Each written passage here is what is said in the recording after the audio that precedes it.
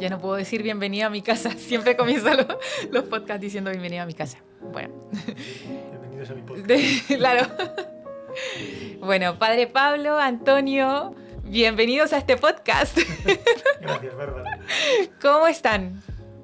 Pues muy bien. Sí, gracias por la invitación. Estamos en casa de Antonio, que es, bueno, ya contaremos la historia, ¿no? Pero efectivamente no estamos en mi casa y es que el episodio de hoy valía mucho la pena hacerlo sí o sí.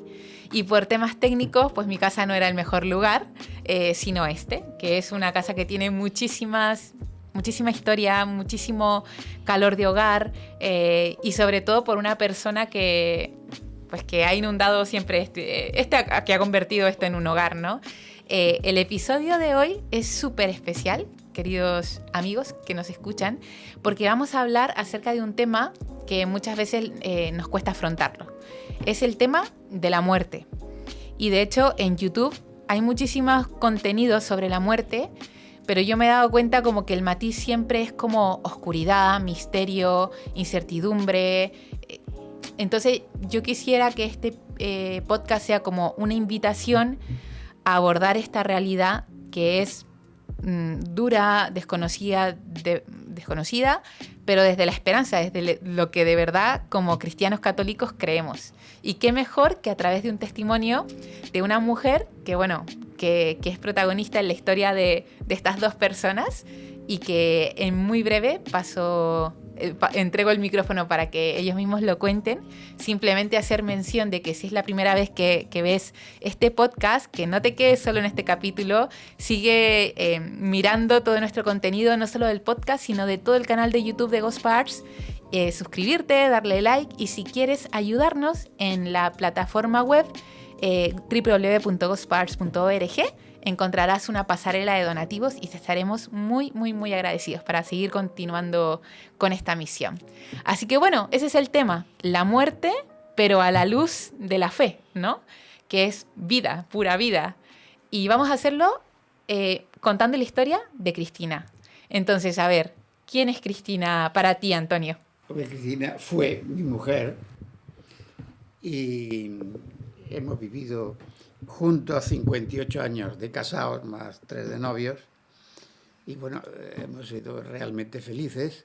Es la madre de nuestros 7 hijos, ahora 6 porque murió la pequeña que era discapacitada, y bueno, pues la vida es nuestra vida. ¿Cómo conociste, Antonio, a Cristina? Pues la conocí, lo que la gente dice que son casualidades, no, providencialidades. Es decir, en mi época había lo que se llamaban guateques, que eran reuniones en casas, y allí pues los jóvenes merendaban, bailaban y tal. Y resulta que mi suegra en una parada de autobús se encontró una señora que había sido compañera suya del colegio en Granada y empezaron a hablar de sus familias. Y la señora esta, que era tía mía, le contó que iban a hacer un guateque en su casa y que invitaba a la hija de esa señora, que era Cristina. Y a mí, un hijo de esa señora, que era mi primo, me dijo que fuera también y que llevara a algún chico también, y llevé a un compañero de la carrera de ingeniero de montes. Y entonces, bueno, fuimos al guateque. Mi mujer tuvo problemas, pues entonces las mujeres tenían que ir acompañadas de un familiar, y su hermano mayor decía que él no iba, que no la conocía, que no daba la gana. Y entonces fue con uno más pequeño que ella, pero en fin, fue al guateque. Y allí, bueno, pues allí nos conocimos gracias a mis defectos estructurales, porque no sé cantar, ni bailar, ni tocar la guitarra, y entonces pues yo no bailaba. Y entonces pues mi compañero que estaba con Cristina, en esto dijeron, el comedor está abierto, desapareció y me dejó con Cristina. Buena técnica. Y como vivía cerca de casa y nos veíamos en el tranvía de la ciudad universitaria, pues empezamos eso, a hablarnos, y yo la llevé a la Legión de María para conocerla y ver de qué pie cojeaba. Y bueno, pues así empezamos hasta que nos hicimos novios el 27 de enero de 1963. Lo primero que hicimos fue ir a la iglesia de Santa Rita, que estaba muy próxima, porque esto fue en Cea Bermúdez, y a ofrecer nuestro noviazgo al Señor y a la Virgen. Hicimos una oración que está aquí, que bueno, mi hermana la monja la pintó bien. Qué bonito. Y que la rezamos todos los días de novios, rezábamos esta oración. Y bueno, pues cuando ya fue el momento, pues nos casamos, gracias a Dios, y a partir de ahí empezó nuestra vida conyugal, primero en San Sebastián, luego en Madrid y luego en Alemania, y luego otra vez en Madrid. Y bueno, pues realmente he tenido mucha suerte, ha sido una gracia especial de Dios que me dio una mujer maravillosa.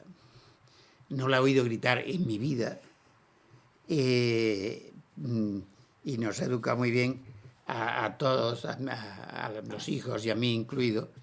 ¿Cuáles eran las preocupaciones de tu mujer en la vida familiar? ¿La profesión de sus hijos o la felicidad de sus hijos? Pero ¿qué era lo que les preocupaba a ella como esposa y como madre?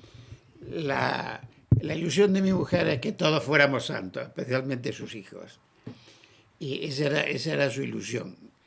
Y a eso iba encaminado todo. Es decir, rezábamos el rosario en familia. Y como en aquella época hubo en España una misión del padre Peyton, cuyo lema era familia que reza unida permanece unida, en la cual nosotros colaboramos. Y entonces pues rezábamos el diario en familia, el mes de mayo, la Novedad Inmaculada, etcétera, etcétera, con los hijos, ¿no? Y bueno, pues eso fue muy importante en la familia.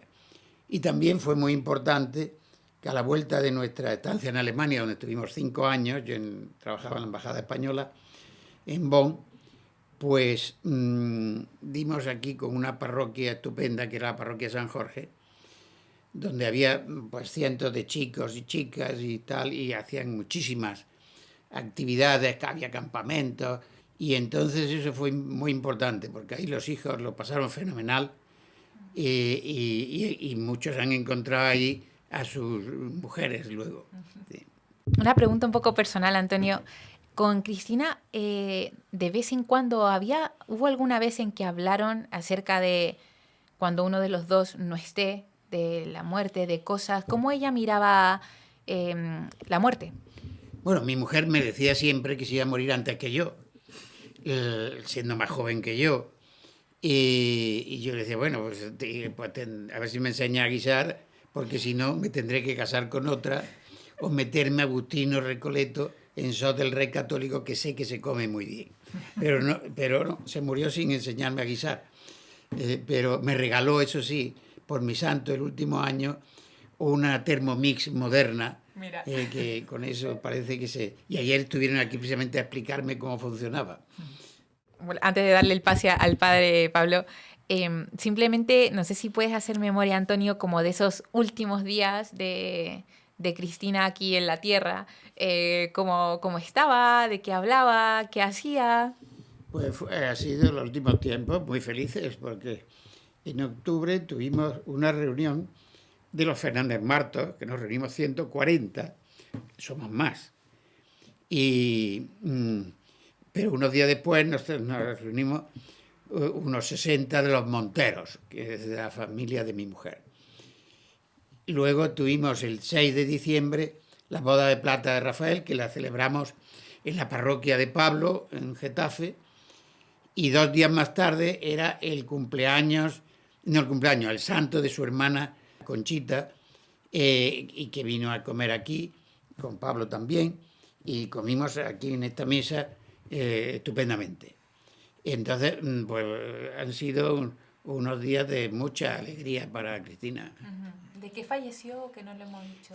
Pues falleció después, en esta comida, después de comer, pues ella fue al 4.º año y allí le dio un ictus cerebral, y dijo, me duele mucho la cabeza, voy al a la cocina por un paracetamol? Pues esto ocurrió el 8 de diciembre del año 24.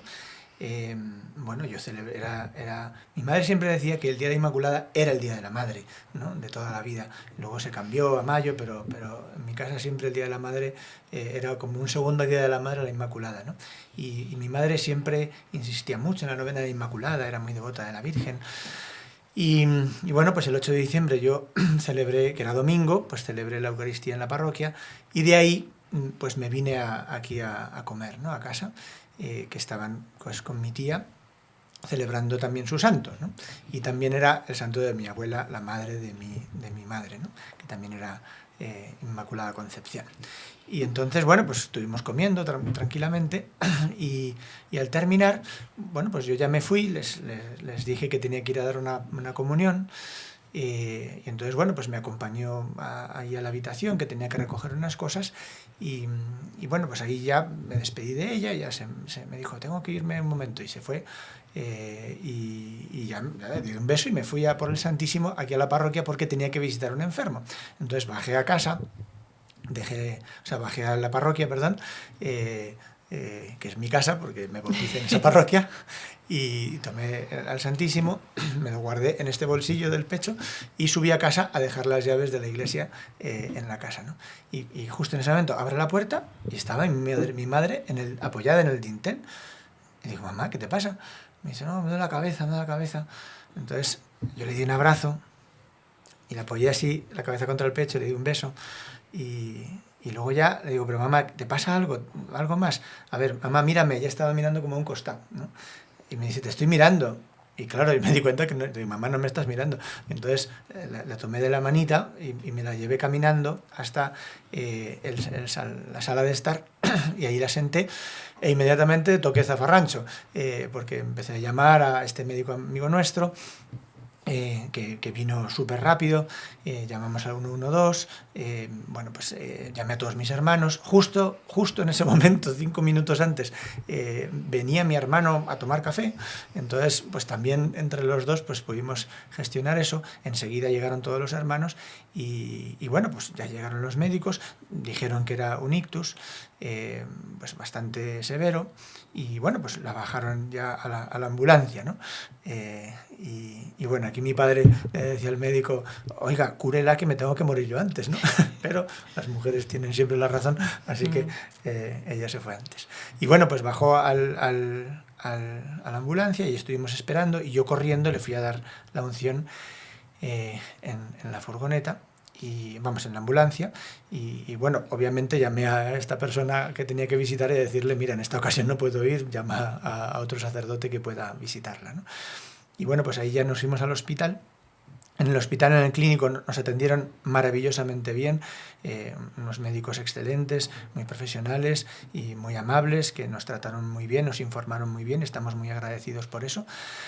Y bueno, allí cuando llegamos pues ya nos dijeron que estaba muy grave y que bueno, si tenía un resangrado pues no iba a poder. Yo la verdad es que fui muy tranquilo pensando que una vez que entraba en el hospital ya estaba todo arreglado, ¿no? Y efectivamente pues al final el Señor lo arregló, pero a su modo, ¿no? Y bueno, pues estuvo ingresada. Y ahí fue esa conversación tan bonita de mi hermana Cristina con mi madre, que después de hablar varias cosas, bueno, pues le preguntó, ¿no? ¿Cuál es el lema del Papa Francisco? Quizá porque unos días antes yo había tenido oportunidad de saludar al Santo Padre y me había regalado un rosario. Y en la caja del rosario estaba el lema en latín escrito, ¿no?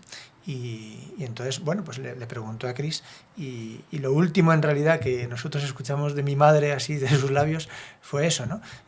Lo llamó con misericordia, lo miró con misericordia y lo llamó, ¿no? De manera que en el fondo el mensaje final que mi madre dio pues fue ese, ¿no?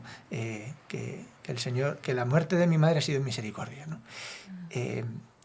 Ha sido impresionante porque claro, yo he vivido en Chile 10 años, ¿no? Y es muy bonito pensar que el Señor me ha permitido estar este último año y medio aquí, y que, o sea, ella estaba en la puerta de casa esperando al Señor, ¿no? Y recibió el abrazo del Señor en la persona de su hijo y apoyando el pecho, la cabeza en el pecho donde yo tenía el Santísimo, ¿no? Entonces, realmente, pues eso es muy consolador, ¿no? Para mí. Y luego, bueno, ya la llevaron cuando ya tuve el resangrado, pues ya la llevaron a la habitación porque ya entró en coma. Y bueno, ahí nos pudimos reunir todos y rezar, ¿no? Rezar, vinieron muchísima gente, éramos, no sé, ciento y la madre, muchísima, nunca mejor dicho, muchísima gente, todo muy sereno, tuvo una buena muerte. Como ella había pedido muchas veces, ella me enseñaba a mí a pedir esa gracia al Señor, porque su madre también lo decía, ¿no? Que había que pedir esta gracia de una buena muerte. Y realmente pues el Señor le dio pues una muerte muy serena, muy rodeada de cariño de todos sus hijos. Y bueno, pues estuvimos allí rezando, le volví de la unción, rezamos el rosario, la coronilla de misericordia, la recomendación del alma, le cantamos canciones, bueno, aquello fue casi una fiesta, ¿no? Y bueno, ya en la madrugada del día 9, San Juan Diego, al que la Virgen le dice no estoy aquí, que soy tu madre, pues falleció, ¿no? A las 2:22 de la mañana, de la madrugada, de una manera muy suave y muy serena. Ya se habían ido casi todos los primos y los tíos, estábamos solo, mi padre, los hermanos, o sea, sus hijos y tres de los sobrinos, ¿no? Los más mayores de mi hermana Cristina, me parece. Y bueno, pues realmente fue como descansar realmente en paz, ¿no? Y a mí me impresionó porque en ese momento, cuando nos empezamos a abrazar, en lugar de lamentarnos, todo el rato decíamos qué suerte hemos tenido, qué madre hemos tenido, qué suerte hemos tenido. Es que qué agradecidos tenemos que estar, ¿no? Realmente el sentimiento dominante, más allá del dolor, porque realmente te parte en dos, era la gratitud, ¿no? La gratitud infinita por el don que han sido mis padres, en definitiva, para nosotros, ¿no? Y cómo pues la luz de la fe nos ha iluminado y nos ha consolado, ¿no? Mucho. Entonces, en el fondo uno se da cuenta de que, yo siempre digo que esto es como un momento en el que en el mismo acto te parten en dos, te destruyen y en el mismo acto te reconstruyen, ¿no?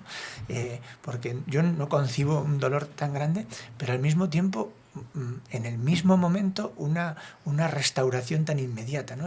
No es que sea... No es que fuera consecutiva, es que fue en el mismo acto, ¿no? Y eso pues permite, ¿no? El vivirlo con una perspectiva completamente diferente, ¿no? El respirar todos con lo que mi madre en definitiva nos ha transmitido y mi padre también, ¿no?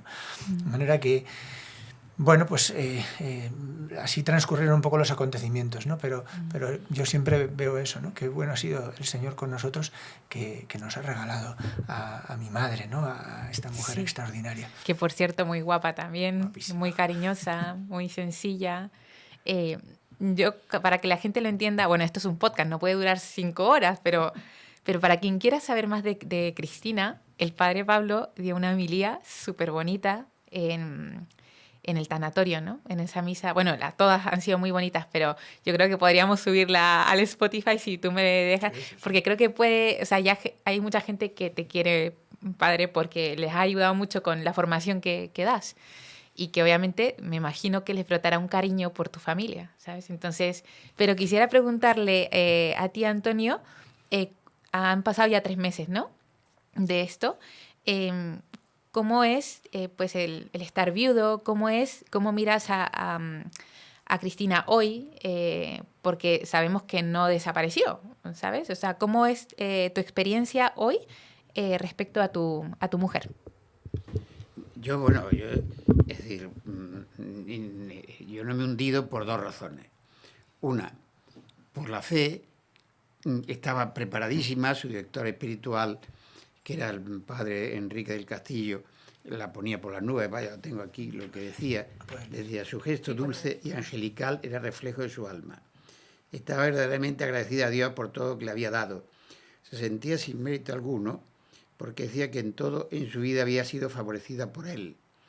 Era humilde de espíritu, considerándose la que menos podía hablar y callaba, cuando en realidad era superculta y sumamente sensata y acertada, sensible a la música y a la belleza, valorando lo bueno de los demás.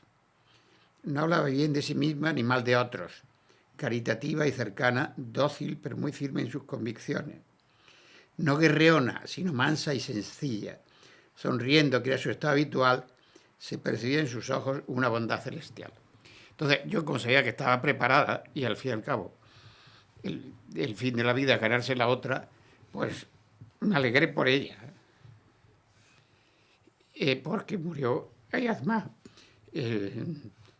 no sufrió tampoco mucho en la muerte, fue rápida, duró 9 horas desde que le dio el ictus hasta que falleció, y entonces por ella me alegro. A mí me hizo la Pascua Florida, pero tengo el consuelo ese de... Y por otro lado, a mí tampoco me queda, yo ya estoy en la prórroga y tampoco creo que me quede mucho. Y entonces, anoche, bueno, anoche no, anteanoche, estuve a punto de tener un incendio porque habíamos ido al 50 cumpleaños de una nuera, volví a las 2 de la madrugada y me puse a rezar el rosario en la mesa camilla y encendí el brasero.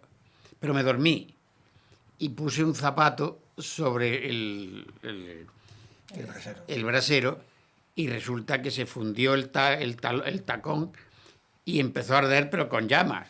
Y yo estaba frito, dormido.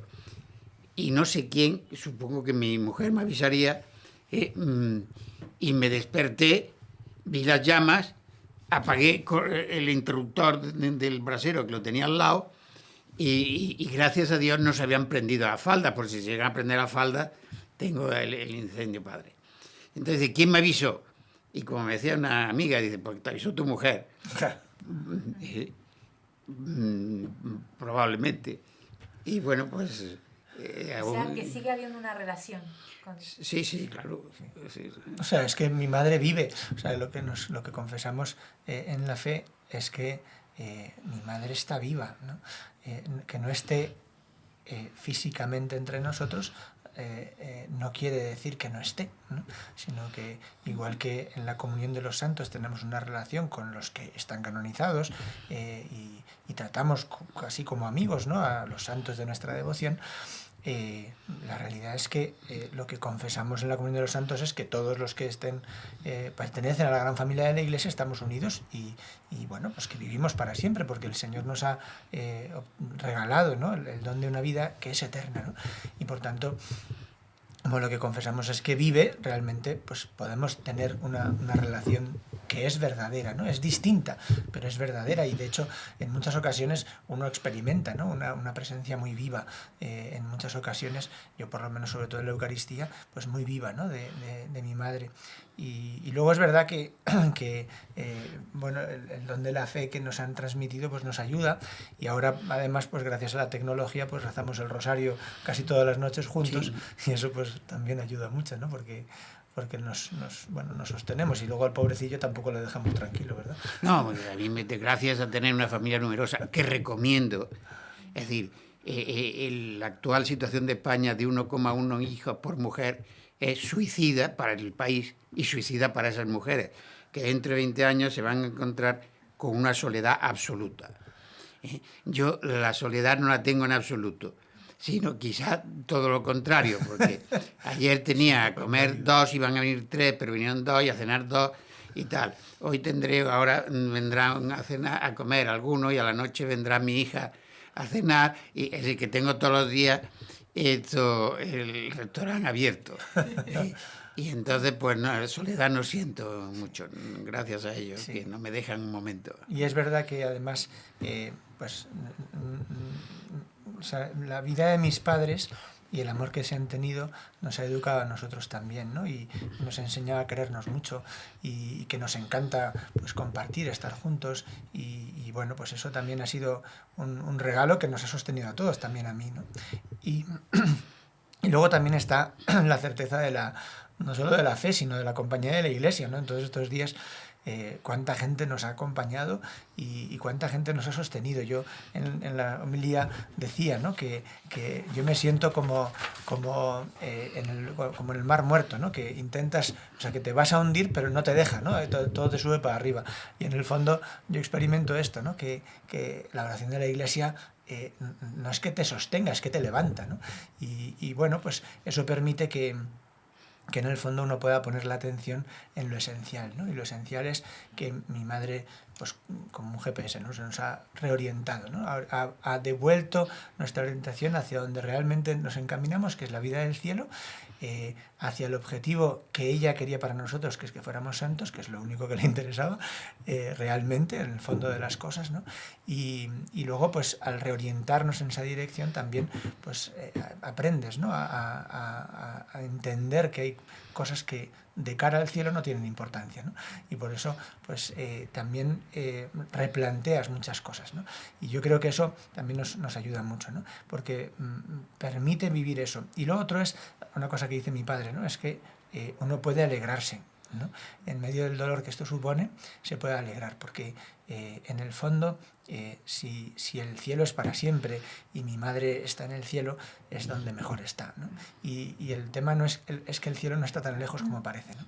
Sino que el cielo está mucho más cerca de lo que parece, y por tanto la proximidad, ¿no? que da la fe, pues da una certeza, ¿no? Y hace que yo pueda alegrarme con lo que ella vive, ¿no? Me puedo poner en lo que he perdido, ¿no? Pero en realidad yo me pongo en lo que ella vive, ¿no? Yo me alegro, con mi padre, nos alegramos por lo que ella está viviendo en el cielo. Y porque en el cielo no van a desocuparse de nosotros, sino que realmente ahora puede ocuparse sin limitaciones, ¿no? Y por eso hay una presencia. Obviamente se extraña su presencia en muchas ocasiones, pero es verdad que hay un misterio de una presencia muy viva que se experimenta, ¿no? en todo momento, y que se vive pues gracias a esta certeza de la comunión de los santos, que permite realmente uno vivir pues con alegría, ¿no? Porque nuestra alegría es el Señor, y el Señor pues nos ha regalado a una madre envidiable, ¿no? Para mi mujer, lo mejor, la gracia mayor que Dios le ha dado fue la vocación y el sacerdocio de Pablo. Toda la vida en el Rosario hemos rezado por las vocaciones de nuestros hijos, religiosas o no. Y ahora y luego lo hemos hecho por los nietos. Diariamente rezábamos por la vocación matrimonial o religiosa y por las novias de los nietos. Está el fruto estupendo. Aquí tenemos una magnífica. Los 24 nietos están sensibilizados al tema de que en la vida lo más importante es con quién te casas y la fe en Dios. Y que tienen que poner a Dios desde el primer momento en su casa. Y entonces todo irá bien, aunque tengan problemas, porque problemas los vamos a tener, como nosotros tuvimos la discapacidad de María Paz, que en el fondo fue un privilegio, fue un regalo, y que es otra triunfadora. Y eso es lo esencial. En la vida lo importante no es ser ministro ni ganar mucho dinero, sino ser feliz. Y ella ha sido feliz, a pesar que se ha dado unos porrazos mayúsculos, porque tenía epilepsia y caía como un rayo. Pero con sus múltiples golpes, ya digo, es muy difícil encontrar una foto en la que no sonría. Dificilísimo. Y ha sido feliz. Sí. Y luego es verdad que nos enseñó mucho, porque una persona en situación de discapacidad como ella, pues en realidad te obliga a caminar a la velocidad del más lento, ¿sabes? Entonces, como que eso nos apiñó y permitió en cierto modo que fuéramos como en bloque, y que era como la referencia para todas las cosas que nosotros vivíamos, ¿no?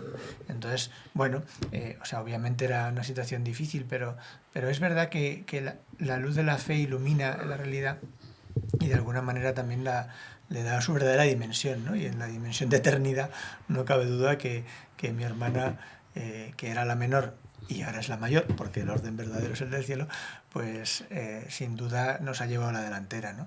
Porque, bueno, pues era tan buena de corazón, ¿no? Y tan limpia de corazón. Y, bueno, nos ha enseñado mucho, no cabe duda, ¿no? Aquí tenemos, el padre Pablo ha traído de la habitación que hay ahí atrás una imagen de la Virgen María súper especial, ¿no? Porque es que cuando nos hicimos novios, lo primero que compramos para nuestra casa futura fue esta Virgen. Y ella ha presidido todas las novenas a la Virgen, el mes de mayo, etcétera, etcétera, y en nuestra casa. Sí, y mi mujer siempre le ponía unas mariposas encendidas, que en casa de sus padres también lo ponían siempre, o unas velitas, tenía ahí para el mes de mayo, eso tenía unas velas, 2 velas delante. Y luego, como era la novena de Inmaculada, mi madre siempre que empezaba el mes de María, la novena, mandaba pues una foto del altar para animarnos a todos a poner nuestro altarcito en el mes de María o en la novena de Inmaculada. Y como habían sido las bodas de plata de mi hermano, había quedado un poco sin pena ni gloria. Y entonces la última fotografía que ella nos envió fue esta imagen de la Virgen, ¿no?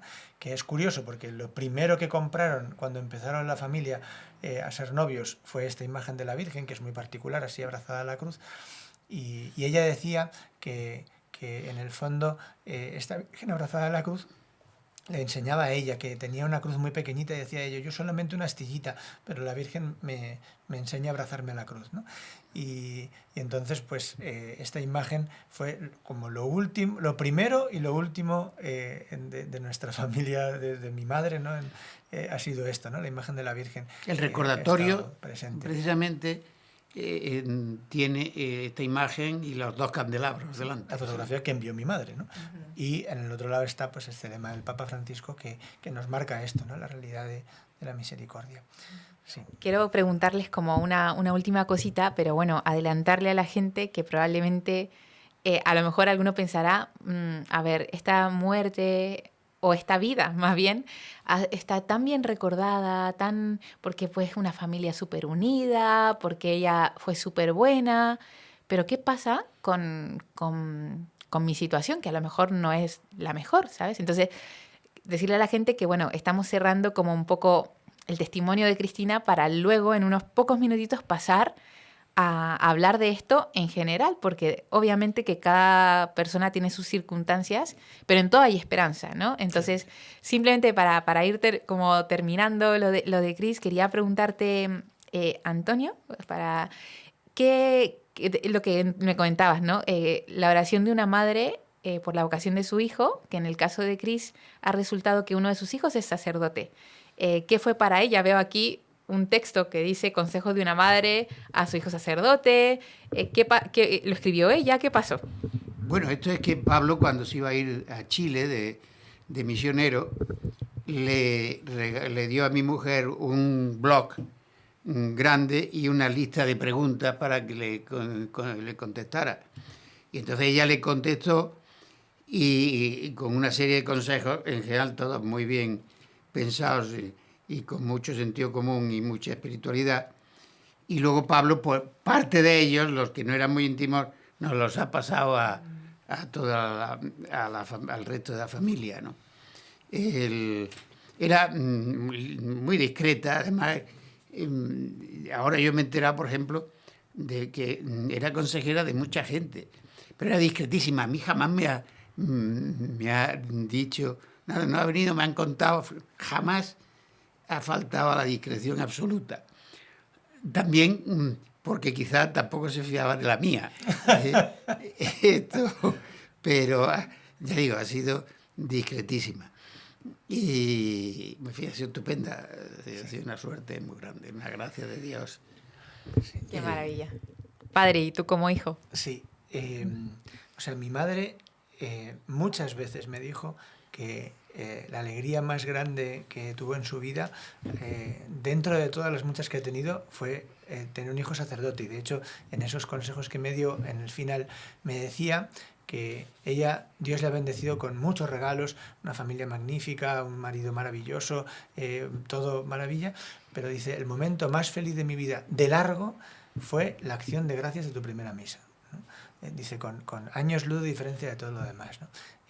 Ella realmente vivía y vibraba con mi sacerdocio, ¿no?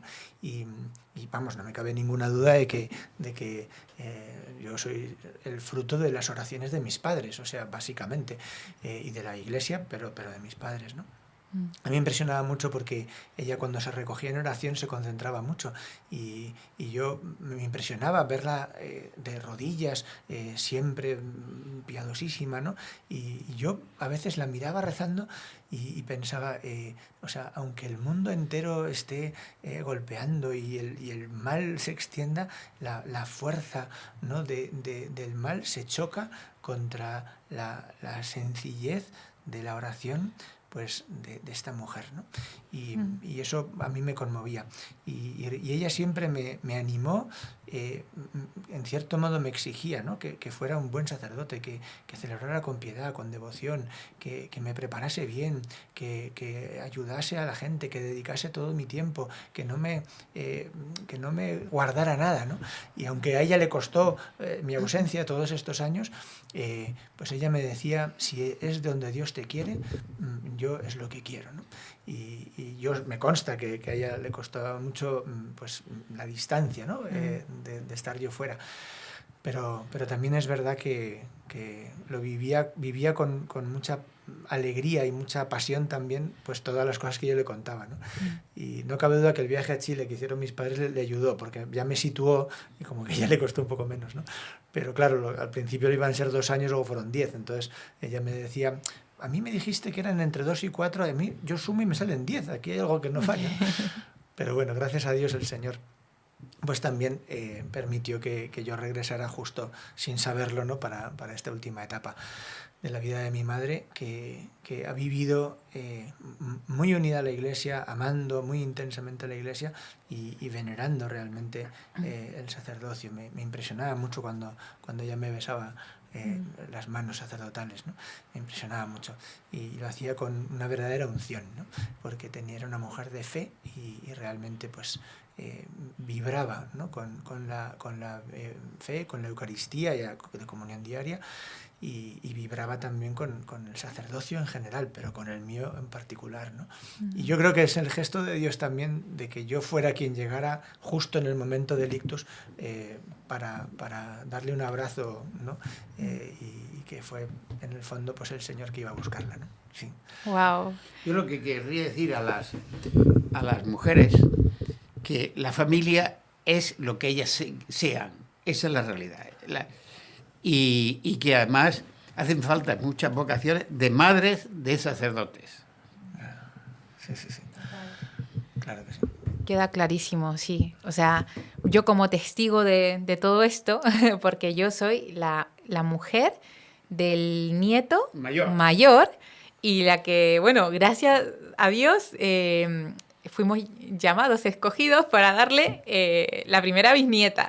La primera bisnieta, de hecho, en esa agonía o en esas últimas horas de vida, pues la abuela Cris preguntaba sobre el traje que le había regalado por Navidad a mi hija María, un trajecito muy bonito para llevarlo en Nochebuena, en Navidad, y hasta en las últimas como atenta a la necesidad de los demás, preguntando qué tal el bajo, que le quedaba bien, le quedaba mal, tengo que corregirlo, no sé qué. O sea, estaba en la UCI y le decía a mi hermana, bueno, cuando salga de aquí ya le meto yo el bajo, mamá.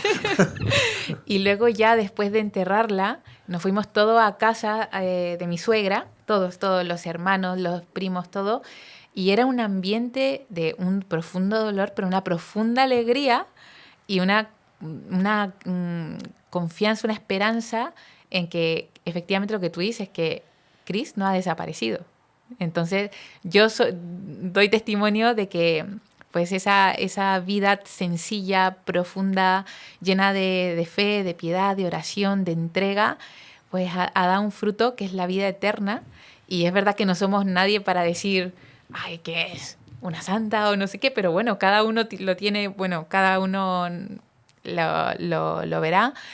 Pero sí que ya me llama muchísimo la atención, padre, de Cristina, que no sé si lo hemos nombrado, que ella pidió desde siempre el don de la buena muerte, que yo no sé si los auditores saben que se puede pedir una buena muerte. Entonces quiero saber en qué consiste ese don de la buena muerte, porque de repente se nos abre una verdad súper grande que podemos pedirla para nosotros y para nuestros seres queridos, ¿no? Consiste en estar preparado a la hora de la muerte, sobre todo. Claro. Y ella ha hecho lo que hizo el Señor. El Señor a los apóstoles dijo, me voy a prepararos el sitio. Y mi mujer lo que ha hecho, me voy a prepararos el sitio. Claro. Mira, es muy bonito esto que dice mi padre, porque en el fondo el Señor donde nos quiere es junto a Él, ¿no? En el cielo. Y para eso vivimos, ¿no? Dice San Ignacio que el hombre ha sido creado para alabar, hacer reverencia y servir a Dios nuestro Señor, y mediante esto salvar su alma, ¿no? O sea que el objetivo es ese, el cielo, ¿no? Y la gracia de una buena muerte, que es una costumbre familiar, o sea que yo la aprendí de niño y de mi abuela, de ella también. San Carlos Borromeo tiene una oración muy bonita pidiéndola, y algunos otros, pues es una gracia que debemos pedir. Tanto es así que hay una misa pidiendo la gracia de una buena muerte, o sea que existe un formulario de misa pidiendo esa gracia, que no usamos mucho. Yo una vez en la parroquia lo ocupé y me dijeron las señoras, ¿usted quiere que nos vayamos pronto? Digo, no, yo lo estoy pidiendo para su momento, ¿no? Pero efectivamente, ahora una buena muerte nosotros solemos asociarla a una muerte en la que yo no sufra, ¿no? Eso es una buena muerte, pero en realidad la buena muerte es una muerte en la que yo pueda morir en gracia de Dios y preparado para poder irme al cielo. Eso es una buena muerte, independientemente de sus circunstancias. Si las circunstancias son dolorosas, pero esas me preparan para el paso al cielo, mejor aquí que allí, ¿no? Entonces, en el fondo, la buena muerte es una muerte en la gracia de Dios, ¿no? Que a lo mejor el Señor lo concede sin dolor, pero en la que pueda estar preparado, ¿no? Hoy mucha gente me dice, bueno, yo prefiero no enterarme. Yo la verdad es que prefiero enterarme, porque a mí lo que me gustaría es esto, ¿no? Lo que mi madre tuvo la oportunidad en el fondo, pues de hablar con nosotros, de poder manifestar, ¿no? Pues su fe tan entera. Y la conciencia que yo creo que al final ya tenía muy clara, por eso tantos besos al Cristo, aunque la enfermera le decía que se estuviera quieta, de que en el fondo ella pues estaba encaminando ya la vida eterna. Y yo creo que de alguna manera lo supo, porque cuando yo le di la unción en la ambulancia, o sea, realmente ella como que lo vivió en esa actitud, ¿no? Esto estaba en ese trampolín, ¿no? Hacia el cielo. Y en ese sentido, efectivamente, es una gracia que hay que pedir, pero no es para que no me pase nada, ¿no?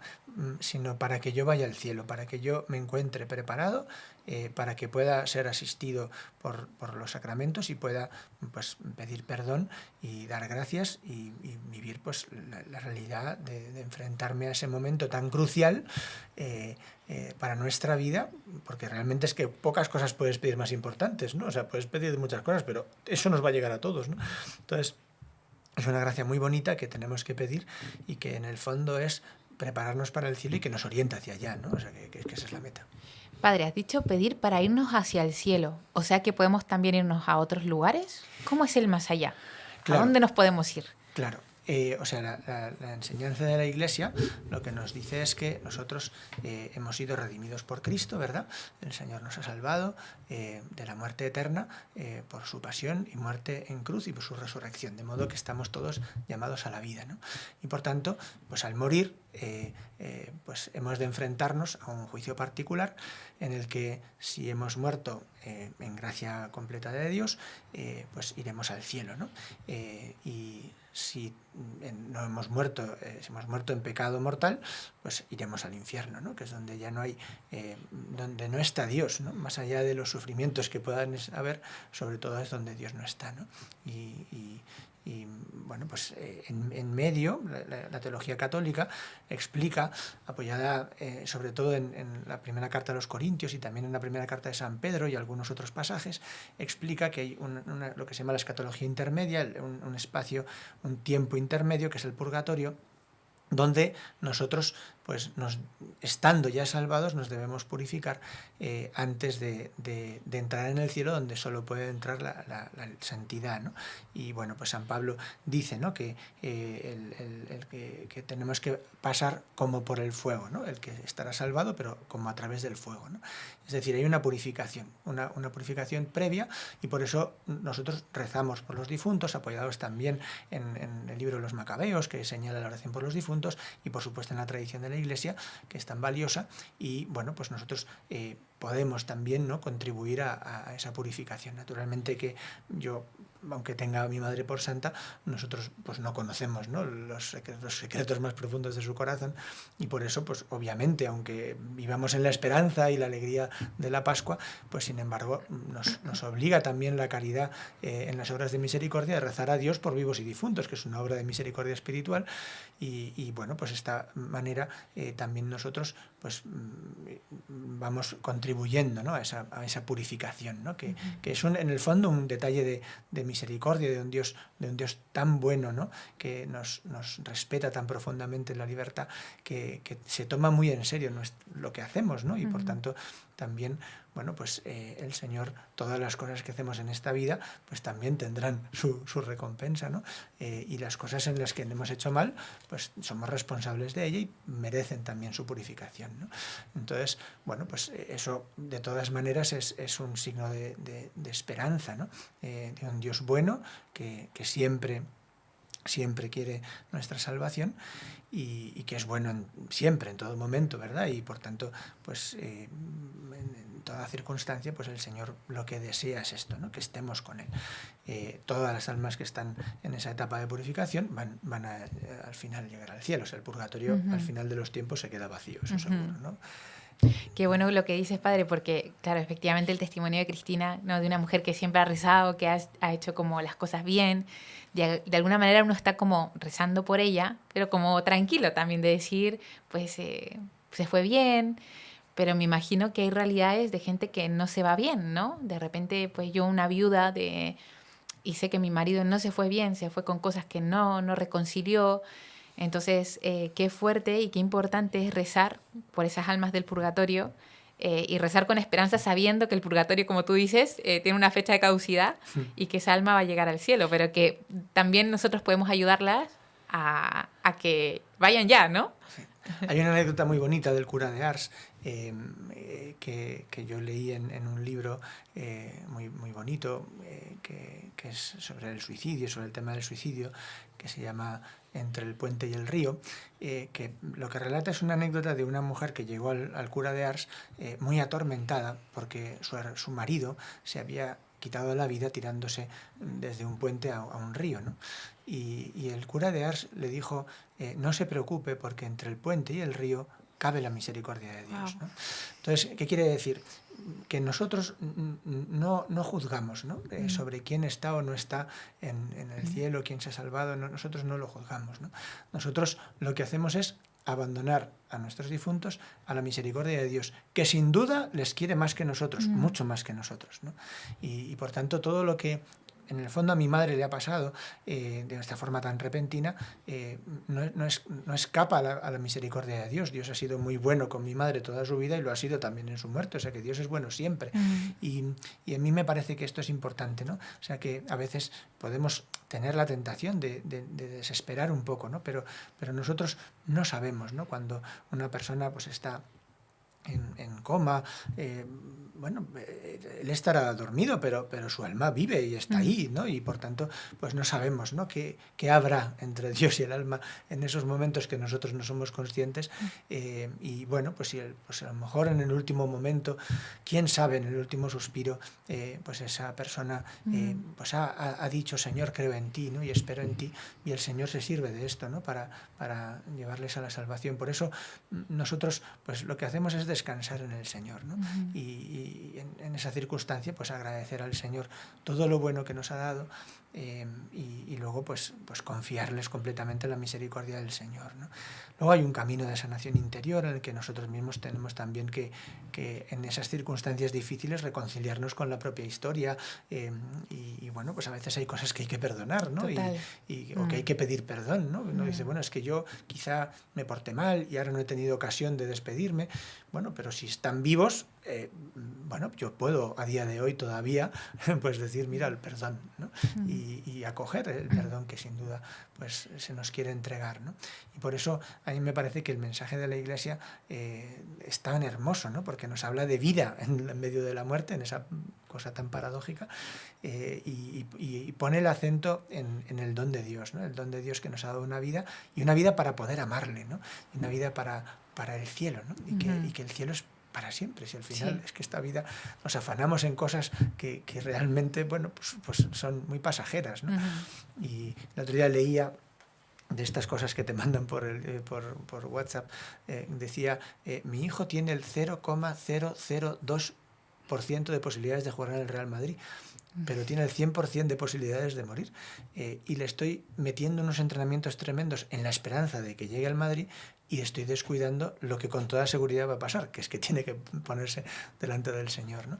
Y me parece que a veces hemos perdido un poco el norte de lo esencial, y la muerte, en cierto modo, de una madre, de un ser querido, también nos reorienta, ¿no? Y luego me parece que nos hace vivir también con gratitud lo que nos rodea, el don que tenemos junto a nosotros, también nos ayuda a entender que hoy tengo a mi padre aquí para decirle papá te quiero, ¿no? Y que a veces por la prisa, por el apuro, pues lo hemos dejado Sí. de decir, ¿no? Yo una de las cosas bonitas que me llevo de Chile es que como estaba lejos le decía muchas veces a los dos que les quería, ¿no? En los mensajes, tal. Y eso quizá antes no lo hacía tanto, ¿no? Y en los últimos tiempos se lo he dicho muchas veces y eso para mí ha sido como un descanso, ¿no? Que se lo he dicho muchas veces, ¿no? Y eso pues a veces lo descuidamos y hoy es un buen día para mirar al de al lado y decirle, y sabes que te quiero, ¿no? Aunque haya momentos difíciles, ¿no? Y yo creo que ese mensaje de esperanza, que sobre todo se alumbra en la Pascua, para nosotros es fundamental, ¿no? Es que realmente el Señor ha vencido a la muerte, ¿no? Y la muerte ha sido derrotada, no tiene dominio, ha sido derrotada. Padre, una pregunta a raíz del testimonio de Cristina, que el momento post-muerte fue pues tan cuidado, ¿no? El tanatorio, la misa, luego el entierro. ¿Qué orientación podrías darnos o podrían darnos para esos días tan duros, ¿no? Que en medio de ese dolor hay que gestionar muchos trámites y luego ponerlo todo como muy digno? No sé, ¿qué nos podrías decir como al respecto, ¿no? ¿Cuál es la mejor forma de llevar a cabo un funeral? No lo sé. Bueno, o sea, a ver, nosotros tenemos la gran ventaja en que bueno, pues toda nuestra familia respira por el mismo pulmón y eso facilita todo mucho, Claro. ¿no? Porque todos vamos un poco de acuerdo, ¿no? Claro. Ahora, lo más importante de todo, lo primero es que tenemos que vivir esto siempre con esa trascendencia que nos otorga la fe, ¿no? De que el Señor dice que Él ha ido a prepararnos un sitio, ¿no? Y que vendrá y nos llevará con Él, ¿no? Y estaremos con Él. Y que el cielo realmente es el gozo eterno. Y vivir en ese pensamiento es muy consolador, ¿no? Me parece que es muy importante también acentuar en nosotros la gratitud del don recibido, ¿no? Cuando hemos perdido a un ser querido, bueno, pues tener gratitud. O sea, a mí se me ha regalado, a mí no me ha quitado una madre, a mí me ha dado una madre por estos 48 años que tengo, ¿no? Se me ha regalado un don inmenso, ¿no? Y no lo cambiaría por nada, ¿no? Por tanto, yo pues creo que no podemos elegir lo que sentimos, pero sí que sentimientos alimentamos o acentuamos, ¿no? Y en nuestro caso, pues todos hemos alimentado mutuamente, ¿no? Este sentimiento de gratitud profunda, ¿no? Del don recibido, ¿no? Y que permite, bueno, pues vivirlo así, ¿no? Es pedir también el don de la fe. Y luego ya vienen pues las gestiones más del mundo, ¿no? Sí. Bueno, pues que obviamente pues hay que hacer todos los trámites, papeleos. Ahí yo tengo la suerte de que en ese punto yo no he tenido que hacer nada porque mis hermanos son todos gente muy preparada, abogados y de todo, y todos han hecho muy bien todo su trabajo y en ese sentido pues obviamente es una cosa difícil, pero también creo que es importante saber vivirla también con gratitud, ¿no? Okay. O sea, la gente, o sea, el enterrador de mi madre, pues hemos ido a verle, le dimos un regalo. Eso fue el ejemplo de mi padre, ¿no? Que siempre preocupado de este hombre, hay que agradecerle, ¿no? La doctora que pues firmó el acta de defunción y que nos atendió, pues también fuimos todos a darle las gracias. O sea, al final Dios va poniendo en el camino mucha gente que es muy buena, ¿no? Y que hace lo que puede, ¿no? A veces es verdad, hay ocasiones en las que hay negligencias, dificultades, pero al final la realidad es que la realidad se impone, ¿no? Y que al final pues nosotros tenemos que esforzarnos en vivir también con ese acento de gratitud en lo recibido, ¿no? No tanto en lo perdido. Y luego me parece muy importante entender que somos el fruto de vidas entregadas, ¿no? Es decir, que a veces somos muy self-made men, ¿no? Yo me hago a mí mismo, yo me construyo a mí mismo y olvidamos que se nos han regalado muchas cosas, ¿no? Que yo soy el fruto de muchas noches sin dormir de mis padres, de muchos esfuerzos, yo me acuerdo de mi padre llegando cansado a casa y sentarse a jugar conmigo a los soldaditos y a las chapas, de verle, de llegar tarde y rezar juntos el rosario, aunque fuera dando cabezadas y yo jugando con el rosario, ¿no? Sí. Y yo lo que veo es que yo soy el fruto de una vida gastada, ¿no? Y de una vida entregada. Y por tanto, que yo tengo que tener una gratitud muy profunda porque se me ha dado mucho, ¿no? Se me ha regalado mucho. Y solo puedo tener motivos de gratitud, ¿no? Pero, bueno, pues eso luego hay que, bueno, pues depende de los países, ¿no? Porque aquí en España van al tanatorio, hay lugares donde los velan en sus casa. hogares, en Chile, por ejemplo, no hay, se velan en las capillas, ¿no? Ya eso es otra dinámica, ¿no? Ahora, lo importante es, yo creo que las flores que más han adornado junto a mi madre, estas eran de las que tenía ahí encima, las flores más hermosas, sin embargo, ha sido pues sus hijos, sus nietos, sus amigos y la cantidad de gente a la que mi madre, de una forma muy elegante y muy discreta, ha hecho mucho bien, ¿no? Y ahora, hay tanto papeleo que se te quitan las ganas de morir. claro. A mí me traen frito papeles, los seguros. Papeles, porque ahora el hospital me manda la factura. Digo, no, pero seguros. me están volviendo loco de papel, los papeleos. No conviene. No es muy aconsejable. Porque se vuelven locos. Sí. Pero es verdad que dejarse ayudar es muy importante, ¿eh? O sea que hay mucha gente que como que se pone y va con todo y es verdad que es necesario también dejarse ayudar, ¿no? Y a mí me parece que tener una comunidad cristiana que nos acompaña, que nos sostiene, es muy importante porque los amigos también, ¿no? Son hermanos y nos acompañan y nos sostienen. O sea que también yo creo que hay que buscarlo, ¿no? Hay que buscarlo y trabajarlo interiormente. Yo también daría un consejo a las familias con hijos pequeños y se enfrentan al tema de la muerte. Que los pequeños vayan al tanatorio es magnífico. Sí. Yo cuando murió mi hija hace 6 años, en María Paz, pues mis nietos eran muchos pequeñitos y quisimos que fueran todos. Y ninguno sufrió un trauma, incluso eran graciosísimos. Y en fin, y luego que mi mujer les dejó entrar al cuarto de su tía y que cogiera cada uno un recuerdo, también uno me vino diciendo, oye abuelo, entonces cuando tú te mueras también nos vais a repartir todo. Eso de trauma ninguno. No tenían ningún trauma de ellos. No, están en el 100 años, pues una de las nietas que es Down, está en el cielo. No, pues no la veo. No, es que hay una nube. Ah, entonces como Heidi. Está, sí. Y luego agarraba un osito y decía, gracias tía, mirando dice al cielo, que se han ido al cielo. No, hombre, si no lo ves que está ahí, al cielo se va mañana, decía otro. Es decir, que no sufrieron en absoluto. Siempre también la forma en la que vivimos, ¿no? Siempre que lo vivan como una cosa natural. Claro, si ven a la familia tirándose de los pelos, y entonces ya, claro, es distinto. Pero si no se dramatiza, la muerte es parte de la vida y el asistir a la muerte de un ser querido creo que es bueno. Es una catequesis para la vida también, ¿no? O sea, que hay una meta te enseña el camino, ¿no? Si no vamos como pollo sin cabeza porque no sabemos dónde vamos, ¿no?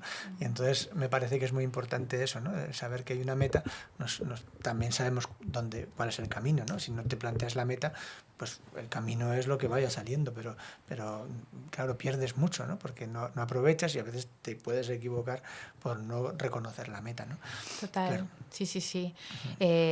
Padre, o sea, este tema da, y tenemos la suerte de que contamos contigo, entonces, pues invitar a la gente a que ponga sus preguntas en los comentarios, pero como para ir ya, porque no sé cuánto llevamos bastante ya, yo quería preguntarte solamente una cosa bueno, primero, también es que sabemos que hay situaciones de muertes muy trágicas, ¿no? O sea, esto obviamente está en un contexto pues justamente el don de la buena muerte, ¿no? Del fruto de ese orar todos los días por el don de la buena muerte, que nos permite tener pues ese funeral, ¿no? Pero bueno, a lo mejor ya habrá otra ocasión para hablar de pues cuando la muerte te sorprende de una manera muy trágica, que a pesar de todo, pues bueno, los cristianos perseguidos nos dan clases de eso también, ¿no? Totalmente. Pero bueno, perdón que lo dejo solamente ahí, porque quiero preguntarte, hay gente que yo creo que como medio de consolación cree que las personas se convierten en ángeles, ¿no? Y te dicen, pues tranquila, ahora es un ángel que te cuida. ¿Qué puedes decir sobre eso? Pues mira, hay dos cosas. Una, hay gente que dice, te vamos a llevar en el corazón aunque ya no estés, y vivirás mientras viva nuestro recuerdo. A mí eso me parece dramático, porque si pierdes la cabeza o dentro de 2 generaciones, pues ya se ha vuelto a morir, ¿no? Entonces, en absoluto, ¿no? Mi madre no es un recuerdo. Mi madre, en virtud de la fe que profesamos, tenemos la certeza, la seguridad de que está viva y sigue siendo mi madre. Y si mi madre me ha amado en esta tierra, en el cielo me sigue queriendo y me quiere más y mejor, ¿no? O sea que en esa parte mi madre no es solo un recuerdo. Naturalmente que la recordaré, pero es inevitable que con el correr de los años los recuerdos se van a difuminar. Me guste o no me guste. Es así, es un hecho, ¿no? Entonces, mi madre no es un recuerdo. Mi madre vive y mi madre está presente, ¿no? Y luego no es un ángel, porque los ángeles son seres distintos a nosotros, ¿no? Mi madre es mi madre, y un día mi madre se levantará de la muerte donde ha sido enterrada y su cuerpo será glorificado como el cuerpo glorioso de Jesucristo en la resurrección, y por tanto sus ojos verán a Dios y podremos reconocernos, porque yo soy ¿no? Y por tanto yo podré reconocerla. No sabemos cómo será ese cuerpo glorioso, ¿no? Pero no son ángeles. Mi madre es mi madre y un ángel es un ángel. Yo tengo mi ángel de guarda y mi madre, ¿no?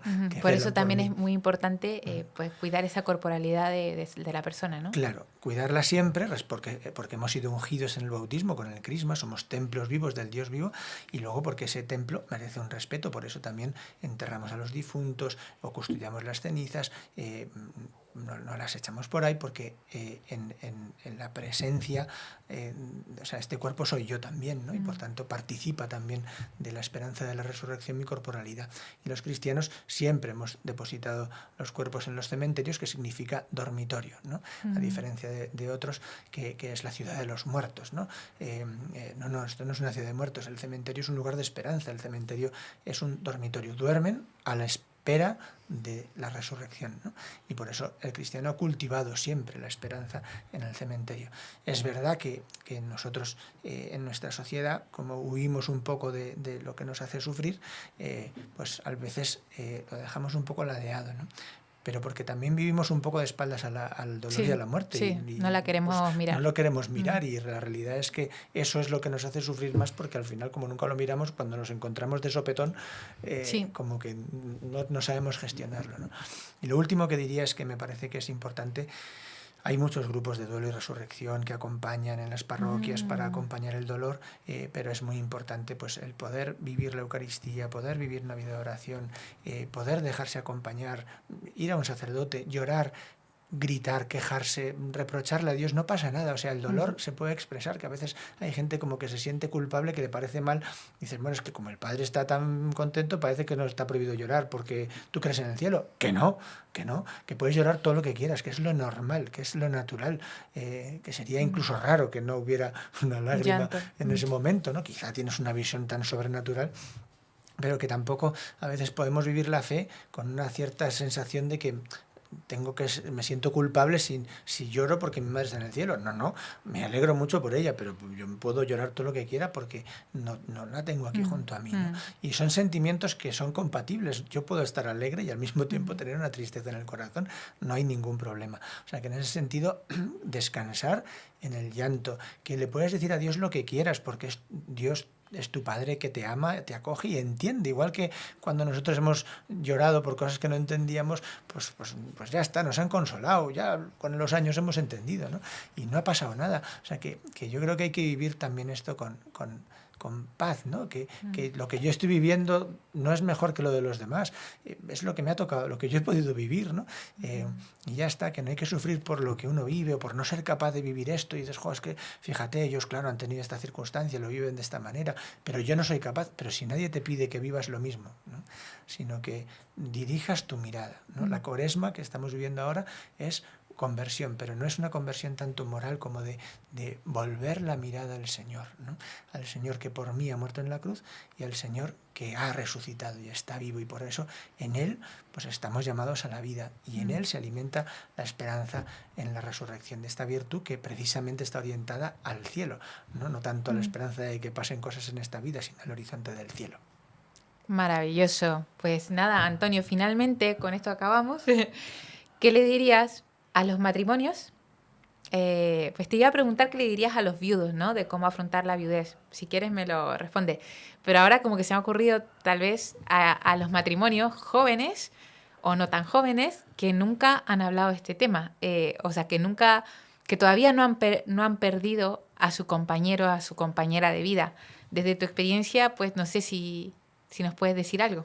Yo lo único que le recomiendo para un matrimonio feliz es que pongan al Señor y a la Virgen en el centro de su hogar y de su vida, y que eduquen a los hijos en el santo temor de Dios, y que procuren llevarlos a sitios donde lo pasen bien sanamente, porque si no los llevan a sitios donde lo pasen bien y sanamente, irán a sitios donde lo pasarán bien pero no sanamente, y la muerte pues vendrá luego. Nunca llega demasiado a gusto. Sí, y una última cosa, Bárbara. Sí. Mira, lo más importante de todo es que nuestra meta es el cielo. Y el cielo es ver a Dios, ¿no? Cara a cara. Y pensar que estos ojos verán a Dios, ¿no? Y que hemos sido creados para el cielo, ¿no? Para ir al paraíso, una cosa que nos gusta mucho, ¿no? Del Caribe, estoy en el paraíso en la tierra, Imagínate. en Villarrica, el paraíso lacustre, ¿no? Sí. Bueno, pues es que ¿qué será si un paisaje hermoso nos conmueve tanto? Contemplar al que es el bien sumo, la belleza suprema, la hermosura más grande, el amor más intenso, la alegría más verdadera, y poder vivir eso en plenitud en el cielo, ¿no? ¿Qué estamos viviendo si no vivimos con ese horizonte, ¿no? Es absurdo, ¿no? Exacto. Consolándonos aquí con las migajas cuando nuestro horizonte es nada menos que el cielo. Y el cielo es para siempre, ¿no? Y el cielo es el gozo y la alegría sin fin, ¿no? Junto a Dios. Qué gozo tan grande, qué vocación tan elevada, la que se nos ha regalado en el bautismo, ¿no? Donde los padres piden vida eterna, ¿no? Cuando mis abuelos bautizaron a mi madre, le regalaron a través de la iglesia vida eterna, el cielo. Qué maravilla. Yo desde que supe que Cris pedía siempre el don de la buena muerte, nosotros con Javi, mi marido, ya empezamos a pedirla para nosotros, para mi hija, para mis padres. O sea, yo espero que también este testimonio motive también a todos los que nos escuchen a empezar a pedir ese don de la buena muerte que muy bien nos hará en esta vida y en la que viene. Así que muchas gracias. Gracias, Adiós. Bárbara. Adiós.